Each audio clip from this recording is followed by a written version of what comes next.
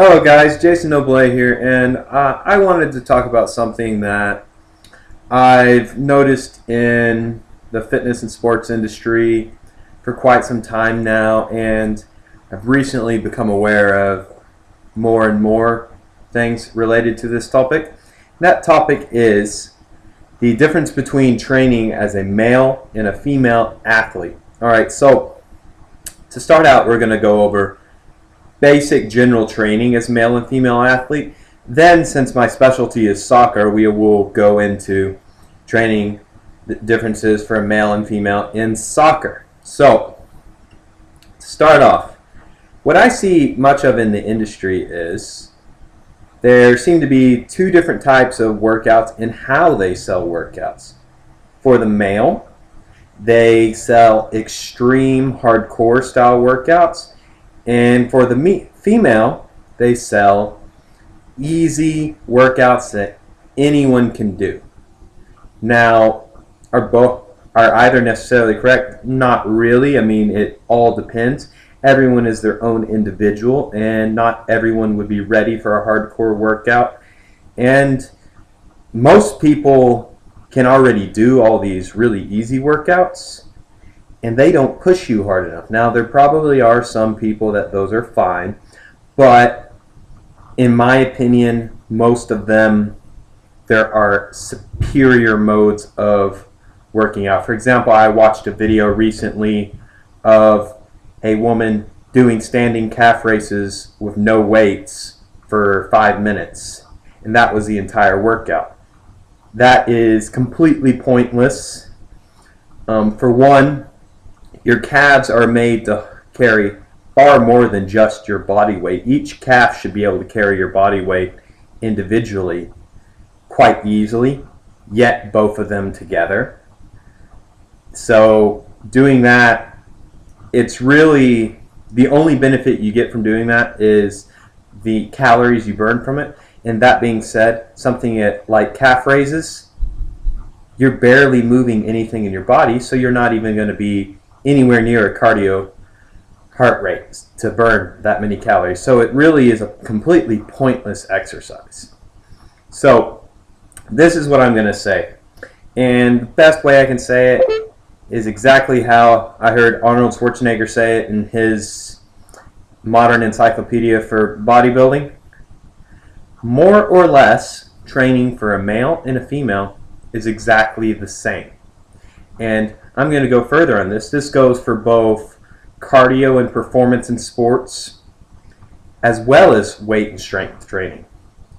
The only difference is that in general, a woman will use less weight than a male, and they won't be able to do their cardio, such as running, cycling, as fast as a male. Now, there will always be exceptions. There will be some men that can't go nearly as fast or heavy, and there's some women that can compete with many men on those aspects. But in general, the only difference is going to be that women should train the exact same way as men, and there's absolutely no difference.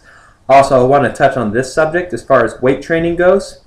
One of the big fears among women is growing bulky, big muscles. They think that if they lift weights, their arm's going to swell and get huge, and this couldn't be further from the truth. For one, many men struggle to get huge muscles, and in general, women are going to have much lower testosterone levels, so they will not produce huge muscles. And this whole concept's where the toning and sculpting ideas come from. And what they end up doing are these nonsensical, super high rep, super low weight lifts that in most cases don't even burn enough calories to do anything. If you're a woman and you want to tone or sculpt, you got to do two things. You either have to lift heavy weights relative to your strength, or you have to do cardio to burn fat so you can see the definition in your muscles. One of the two, preferably both. So if the only way a woman can get big and bulky really is taking steroids. Unless you are genetically a complete outlier that has for some reason has natural testosterone on a male's level, you will not grow bulky muscles from lifting weights.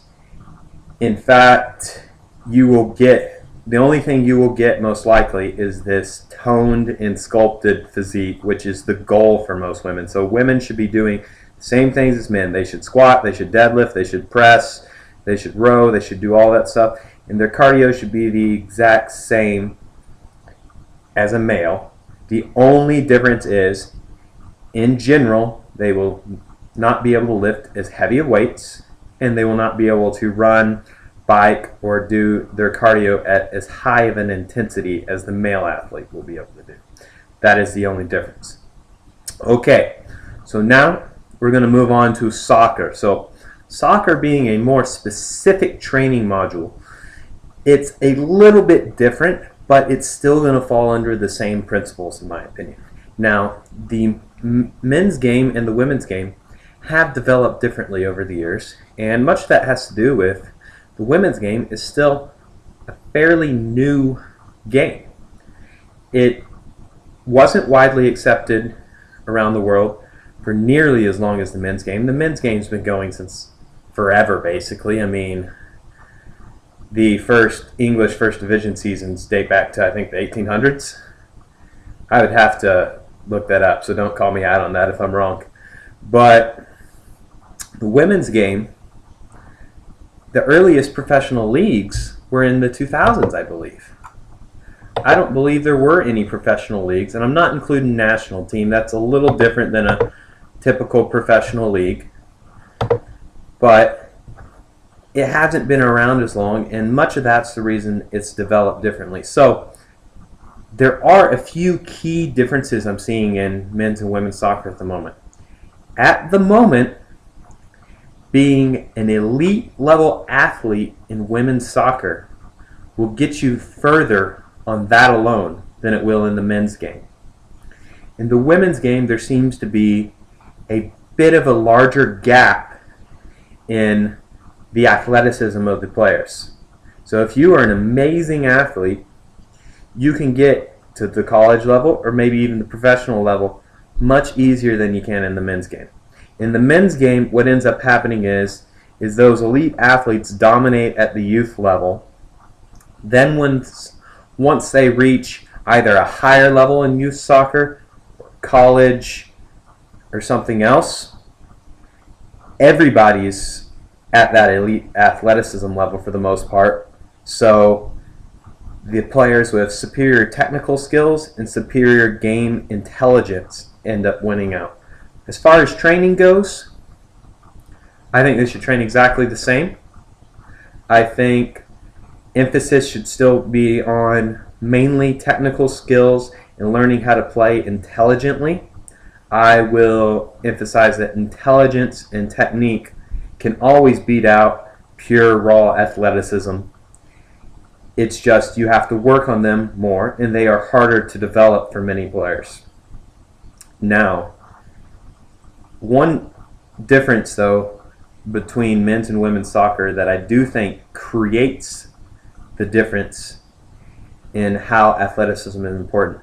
I think in men's soccer, weight training and other strength and conditioning type programs are more of the norm, where in the women's, it's more of a minority. There are probably far less women's players, especially before they get to the collegiate level, and probably even in college, that just absolutely do not lift weights.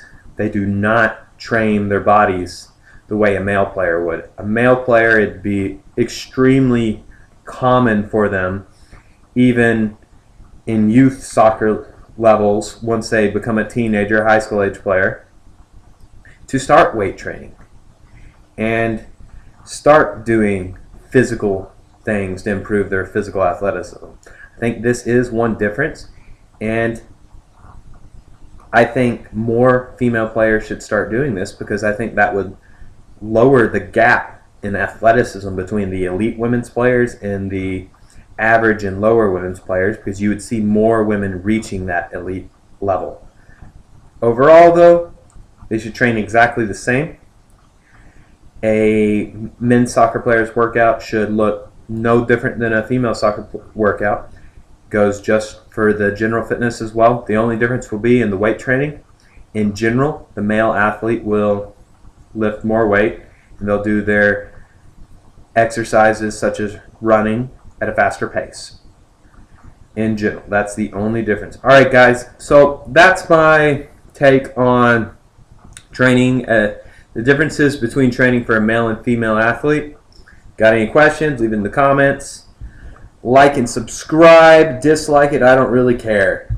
Peace.